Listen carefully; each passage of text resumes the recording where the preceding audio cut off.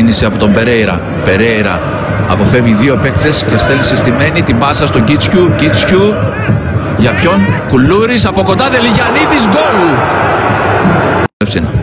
Σάχοφ κερδίζει την μπάλα και είναι τέτα-τέτ με τον Κυριακίδη. Σπάει την μπάλα στον Μπίσεσβαρ, γκολ!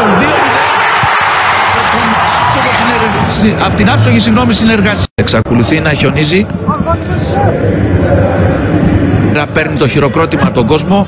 Πολύ αγαπητός, τον κόσμο του ΠΑΟΚ. Ο Φανούρης, όπως τον έλεγε και ο Άγγελος Αναστασιάδης.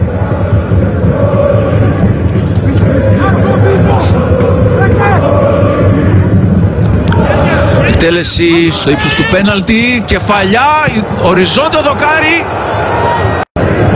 του Περέιρα. Τον έβλεπε ο Μίγας, πέναλτι από τον Κιοτζένη.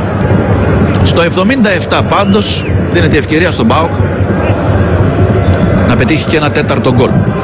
Ο Πρίγιοβιτς, ο οποίος έχει 146 λεπτά χωρίς γκολ, απέναντι στον Κυριακίδη, γκολ.